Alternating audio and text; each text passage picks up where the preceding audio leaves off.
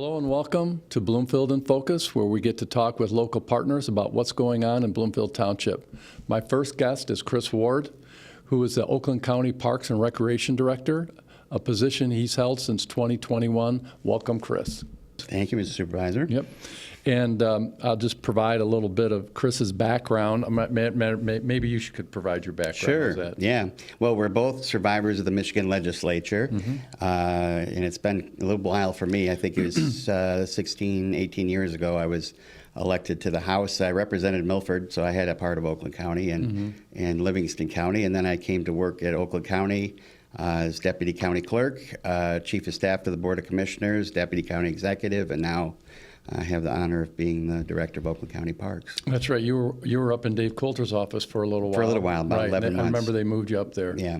And then the opportunity, Dan retired from the county parks, and that opened up, and you were able to secure a position there. Absolutely. Yeah, that's wonderful. Yeah. Well, it's a great organization. Yeah. Best job I've ever had. Is it? Yeah. Well, they'll have to pull me out of there.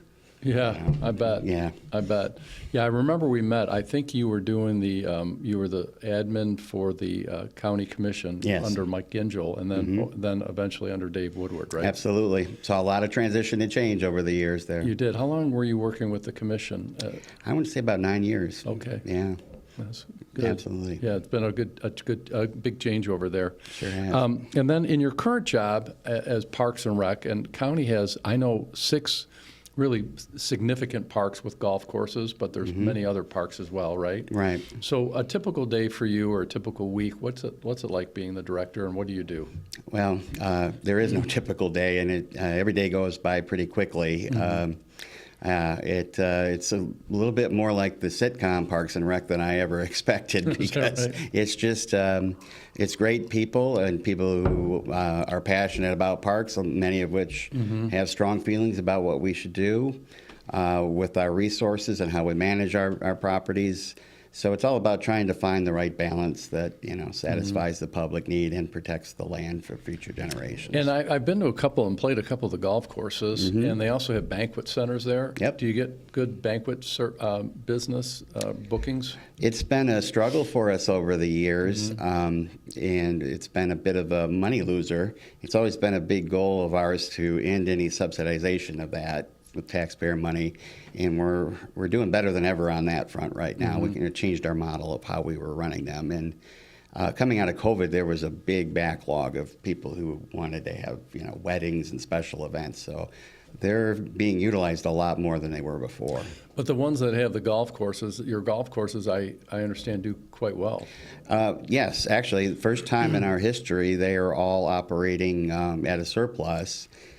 Which allows us to take the money and put it back into the course, which we do. We set that money aside, dedicate it to that golf courses and their operations and facilities, and make sure we're keeping them going well and maintaining them. And in the Oakland County parks, and I know you've also have some homes that you've designated as parks and recs facilities or historical. Isn't there been a couple that you've have worked on, or no, you might be thinking of one up in the Clarkston area that comes to mind. Oh, yes. So we did a partnership. Actually, there's a organization up there that restored a house, and they're actually in charge of that property. We don't operate it for the public. Okay. Yeah, it's Restoration Clarkston, I think. Is that what it is? Okay, but you're somehow involved with it? Well, it was part of the property that we acquired through a state grant.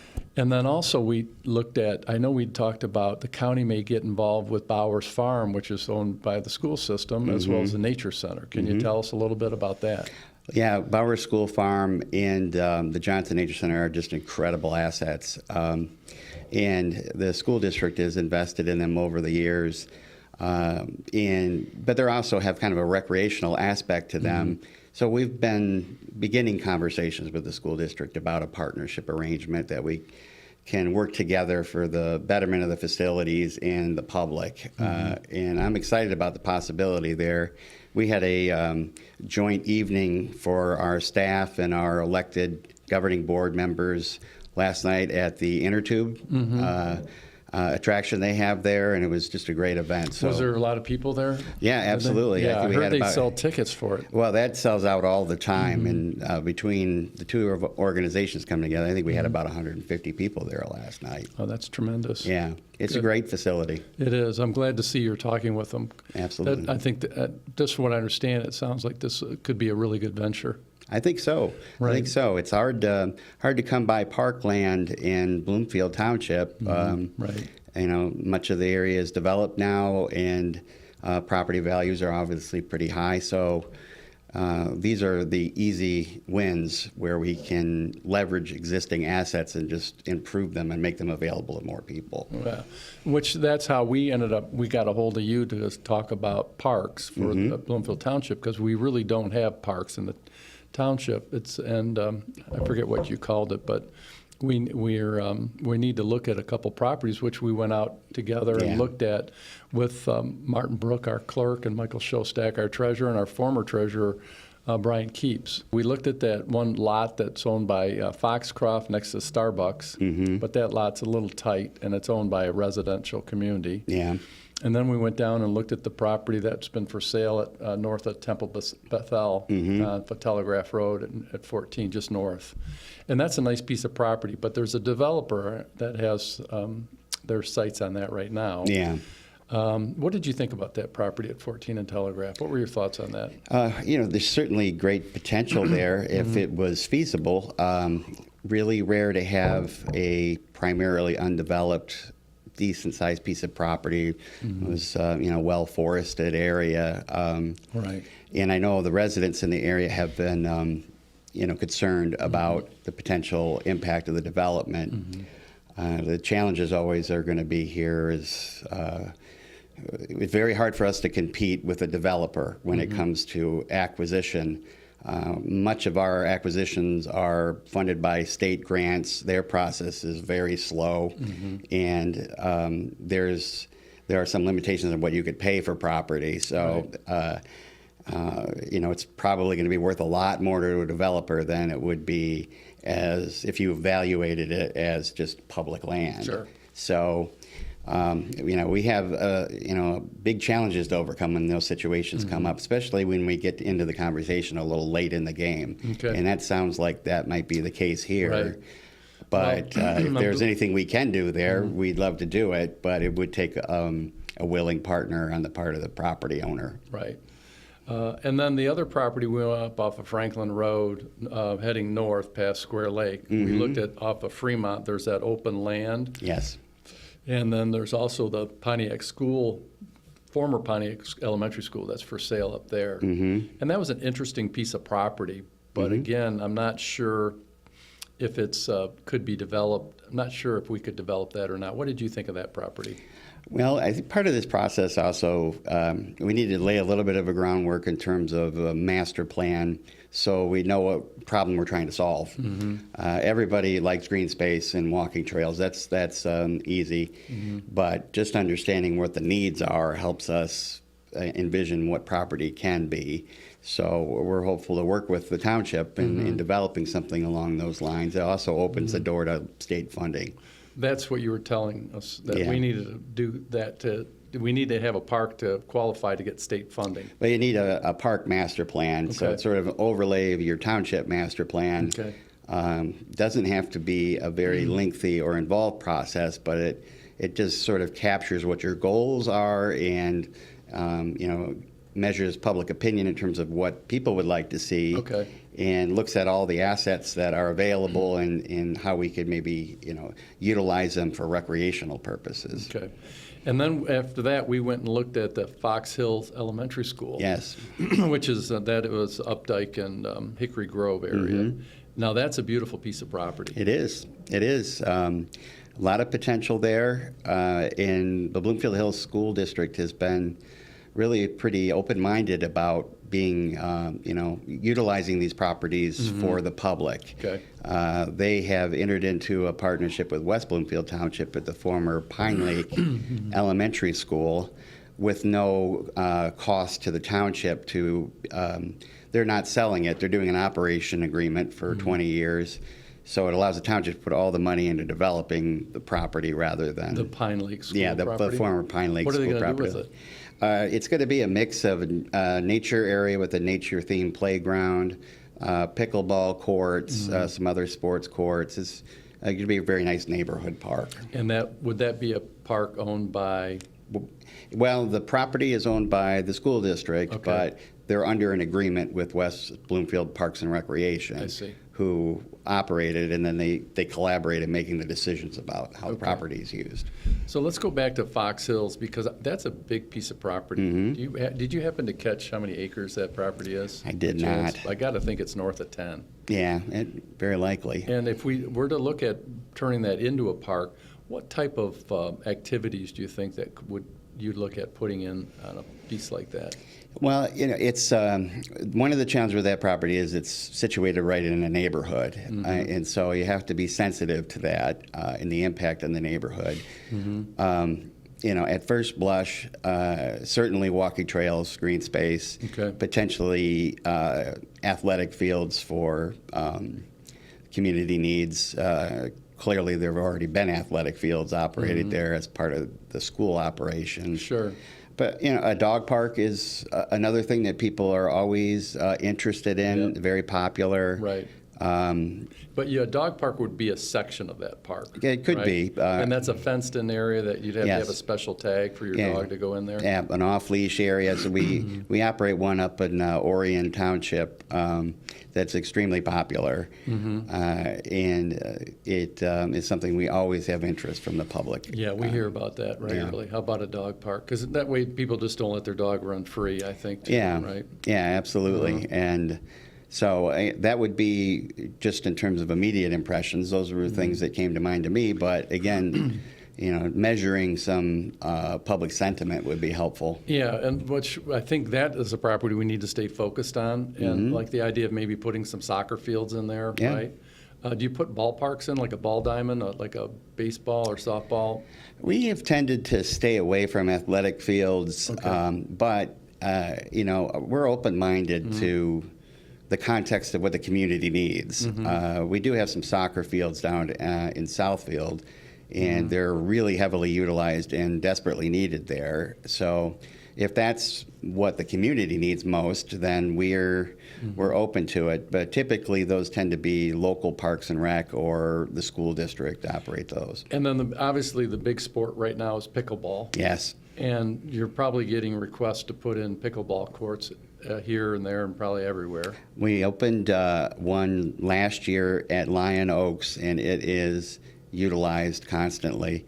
There's pretty much an unlimited demand And do right people now. sign up for that to reserve It's- them, or is it first come, first First serve? come, first serve, walk up, yeah. How many pickleball courts did you put in there? I'm going to say 8. And we are planning to put in, I think, 8 over at Waterford Oaks. And, like I said, I think we could put in a lot before we would have satisfied the demand. Is that right? Yeah, I That's think that much? it's really a growing Wow. sport, and it's accessible for people of all ages. Okay. Yeah. Okay, well, this is one we have to stay focused on. That's a good, and we'll continue to talk to Rick West, our Bloomfield Yeah. Hills school superintendent, who seems to be open to the idea. Yep. But he has to get approval from his board. Right. Right. And then let's say you were to exercise the property. How does that work? Do you come to the table and you pay them for the property and then you start to develop it? I think we would look at something similar to the West Bloomfield agreement as Okay. our first option. Often school districts will want to retain ownership of the property because the value, frankly. So if there's a win-win scenario where we could do a long-term operating and management agreement that allows us to operate it as a park, that's been a road that's been fairly successful for us in the last 2 years. So do you do like a 50-year lease or a 10-year lease? Typically been 20. If we can get it to 30, it's even better. The issue is always if you get towards the end of the life of the agreement, then it's harder and harder to invest back in the property. So, the state kind of led the way with this model at Belle Isle, which has really seen a tremendous turnaround. Yeah. And so we Remember that. have just taken what they've done there and tried to replicate it in numerous areas where there's underutilized property or opportunities with another public entity. Yeah. It's really kind of exciting. And you just passed through the November 5th election in 2024. You had a millage Yeah. on the ballot, back of the ballot, last one, Yeah. I think it was, right? Right. And what does that allow you to do now with the money that was in that millage? It's a true game changer for us. We were formed in 1966 at a time when the county was growing exponentially, 30% in 10 years. And so we were formed as a reaction to urbanization, and the priority was buy up large tracts of land in then sort of the unincorporated township areas of western and northern Oakland County. And so we have some beautiful parks, but they're not as accessible as they could be for where our population centers are. So we have always dealt with this tension of reinvestment versus growing to reach more people. And it's important that everybody who pays the taxes that support us receive a fair share, an equal opportunity to benefit from it. So this resolves that tension. And because we are financially self-sufficient as a mandate from the county government, we have had an issue where basically we could only do capital improvements that we could fund with cash on hand. So something of really large cost, like our water parks, we were basically in a box where all we could do is Band-Aid and Band-Aid and Band-Aid, and eventually it fails. And so now with a 20-year millage with greater funding, we're going to be able to use general obligation bonds to fund larger scale projects. So it's exciting. It's exciting. We're laying a foundation for our next 60 years now. Great. Yeah. Yeah. I visited many of the parks that you manage, and they're really special. Yeah. I've been out to that Thank you. Lion Oaks. Wow. Yeah. And that golf course is Yep. just a gem. Yep, absolutely. We won an award, I think 2 years ago from the Detroit News as the best publicly owned Yeah. municipal golf course in southeast Michigan. Yeah. And who was the designer of that course? Do Oh, you were gonna recall? ask me was that. it Pete Dye or something? It was a big name, though. Yeah, it was a I big forget name. too. I forget. And As yeah. soon as we're done, I'll remember. All right, yeah. You don't have phone a friend on the McCready show here, do you? Can I call? Yeah. Yeah, Can I yeah, call a friend? What was yeah. that called? I call a friend. Yeah, exactly. I'm Yeah. sorry, it's escaping No. me at the moment. Yeah, but I'm excited about the Bowers Farm, Mm-hmm. the Nature Center. I think that's going to be a great Absolutely. partnership. Mm-hmm. And let's see what happens with this elementary school, if there's an opportunity there, if the community and the neighborhood kind of welcomes it. Yeah. And then we did look at a couple other smaller pieces, but we got into some lots that were very small that obviously in neighborhoods I don't think would work as a county park. Yeah. Remember we drove through that one area? Yeah, yeah. That was Square Lake and Woodward area. Those would be challenging. I think one of the other really great possibilities we talked about was using the safety path that the township has built over the years Right. to create sort of linear experiences where you could maybe stop and do a little activity. Right.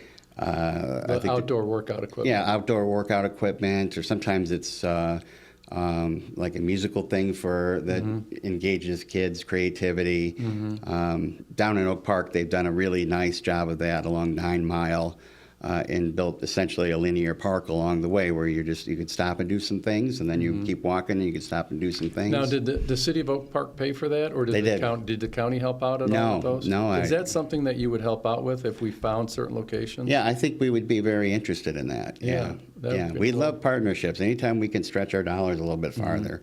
You know, I've started to see more of that. I know our senior center is looking at adding some of that outdoor workout equipment into their area. Not sure where, but they Yeah. have it in their plans. But you're right, with all the safety paths we've been building, to put something like that in certain strategic areas. Yeah. I think we have to take a better look at that. Yeah, I think that's a And with good way that- to approach this. You know, you can often get distracted by wanting to achieve a grand vision that isn't within reach and then Okay. not make any progress. So I think if we start with where there's assets already available that we can activate relatively quickly, we can start to build a recreation system here in Bloomfield Township. And if we started to do that with you on these safety paths, would that help qualify us then for some of these state grants that you've talked to? It could. It starts with that master plan process. That's part of the regulations and rules. Okay. But that then opens the door to, when you put together a plan like that, you can then access even federal transportation money when it comes to trailways. Okay. So I'm excited by the interest that you and the members of the board have shown in going in this direction. It's a new direction for Bloomfield Township. Right. And I think there's possibility there. It's going to take a creative approach because, the township is so built out. It is. Yeah, it is. When you walk around, let's say like Birmingham, there are parks that have been designed in neighborhoods. Ours have not. Yeah. And it was interesting, I think, your clerk, Martin, was sharing that you had, Bloomfield Township had parks in the past, but then the city incorporated and the parks went with them. So now we need to recreate some parks here. Right. Yeah. Right. Yeah. The city of Birmingham, or city of Bloomfield Hills, broke away in 1932 from the township. Okay. And the city of Birmingham, I think it was 1933, broke away from the township because we're 25 square miles approximately, and back then we were 35 square miles from what I was reading. And we're a charter township. Yeah. There's a couple different types of townships, but not to go back in that direction. Sure. Well, I'm glad to see that we have these funds, and I think our next step then should be to follow up on the Fox Hill School to really explore that, because it's in a neighborhood, and that neighborhood has to be a big part of that decision making, I think. Absolutely. But these pocket parks, that's what you refer to them with the workout facilities. Yeah. I think we really got to get those under the lens now because. I could see people really taking advantage of that in the right area. Absolutely. Right? Where you could put in the right area. Absolutely. Yeah, I think the plan needs to be part of the mix of all of that. And we're very focused on the Johnson and Bowers conversation right now and hope that we'll go somewhere within the next few months if the school district is interested. I think there is a tremendous possibility there to do a real win-win scenario. And we're mindful that the residents of Bloomfield Township pay a lot of taxes that support what we do. Okay. So the opportunity to bring some money back into the community, it's important to us. Right, that's what we're looking for. Absolutely. Our residents have had millages, up to here. Right. And I'm not sure there's an appetite for any further millages, but to actually work with you as a partner with when you have the funding available, we have to take a good hard look at this. They've always been extremely supportive of us, and we really do appreciate it. Yeah. So anything we can do to bring some money back into the community so people can enjoy the benefits. And we appreciate the support too. Yeah. So I would say get out and use our parks because they're beautiful county parks. They're well run. They're clean. Thank you. Yeah, and there's so much to offer. And hopefully we can be more partners with you Absolutely. on this too. We bring some of that magic a little closer to home here. Yeah. Well, thanks, Chris, for joining me today, and I look forward to our discussions and further collaborations. Very good. Thank you for having me. And thank you for watching another episode of Bloomfield in Focus. I want to thank Chris Ward again to be our special guest. And I look forward to our next Bloomfield in Focus with you, Supervisor Mike McCready. Thank you.